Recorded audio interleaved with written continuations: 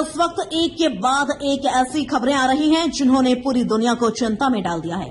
हिंद महासागर से लेकर तेहरान तक मिसाइलों, बमों और टॉर्पीडो हमलों की गूंज सुनाई दे रही है। अमेरिका, ईरान और इजराइल के बीच तनाव अब खुली जंग का रूप लेता नजर आ रहा है।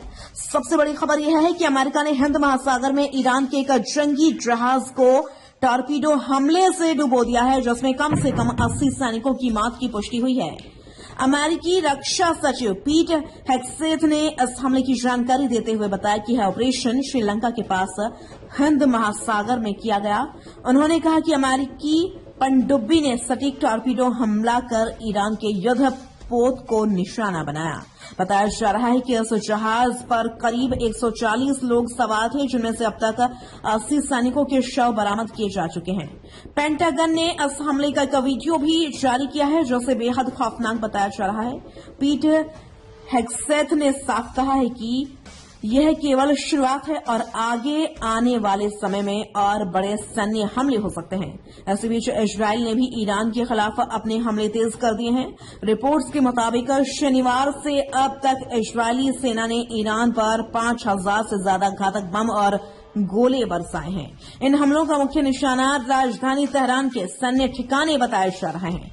इजरायली सेना ने यह भी दावा किया है कि पूर्वी तेहरान में एक बड़े सुरक्षा परिसर पर हमला किया गया, जहां इस्लामिक रेवोल्यूशनरी गार्ड, खुफिया निदेशालय, बासिज अर्धसैनिक बल और ईरान की साइबर इकाई के मुख्यालय मौजूद थे। इस ऑपरेशन में 100 से ज्यादा लड़ाकू विमानों ने हिस्सा लिया और करीब 250 से ज्यादा बम गिराए गए। युद्ध केवल आसमान तक सीमित नहीं है। इजरायली सैनिक लेबनान की सीमा में भी घुस चुके हैं और वहां के गांवों में जमीनी सैन्य ऑपरेशन चला रहे हैं। इस घुसपैठ की पुष्टि संयुक्त राष्ट्र की शांति सेना ने भी की है। दूसरी तरफ ईरान के भीतर हालात बेहद तनावपूर्ण हो चुके हैं। ईरानी राष्ट्रपति मसूद पेजेश्कियान ने पड़ोसी देशों को संदेश देते हुए कहा कि ईरान के पास अब अमेरिका और इजरायल के हमलों का कड़ा जवाब देने के अलावा कोई विकल्प नहीं बचा है। इसी के तहत ईरान ने आज दोपहर इजरायल पर कई मिसाइलें दागी। तनाव इतना बढ़ चुका है कि पूरे ईरान में इंटरनेट सेवाएं बंद कर दी गई हैं, जिससे देश के भीतर की जानकारी बाहर आना बेहद मुश्किल हो गई है। इस जंग में अब तक 5 दिनों के भीतर 1100 से ज्यादा लोगों की मौत हो चुकी है। ईरानी स्टेट मीडिया के मुताबिक कई शहरों में भारी तबाही हुई है।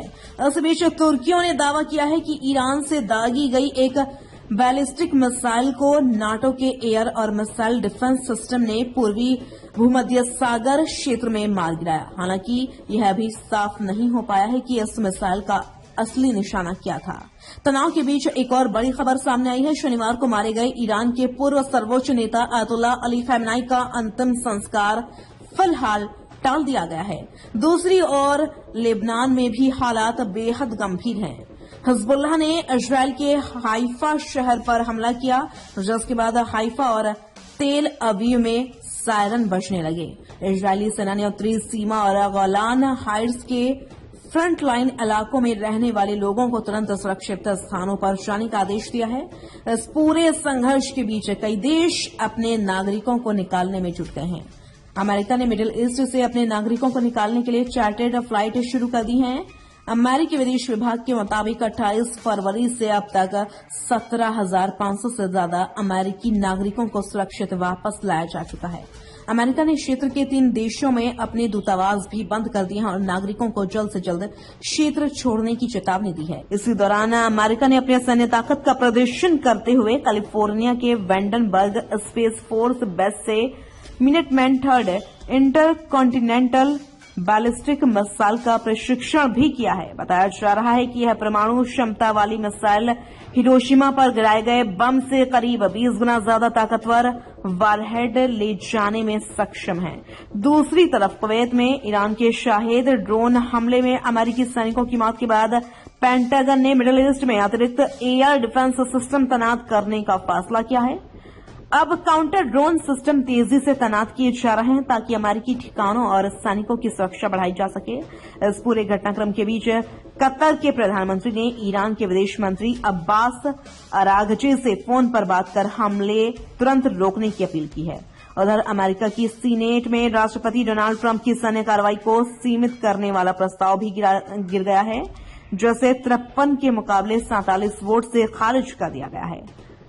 व्हाइट हाउस की प्रेस सचिव कैरोलिन लेविट ने कहा है कि ईरान अमेरिका के खिलाफ अपने अपराधों की कीमत अब खून से चुका रहा है।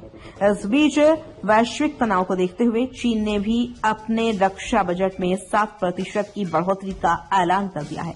यानी साफ है, मिडिल ईस्ट की यह जंग अब सिर्फ क्षेत्रीय संघर्ष नहीं रह गई है, बल्कि इसका असर पूरी दुनिया की सुरक्षा और राजनीति पर पड़ सकता है। अब सबसे बड़ा सवाल यही है, क्या यह संघर्ष यहीं थमेगा या दुनिया एक और बड़े युद्ध की ओर बढ़ रही है? फिलहाल हर पल हालात बदल रहे हैं और दुनिया की नजरें मिडिल ईस्ट पर टिकी हुई हैं।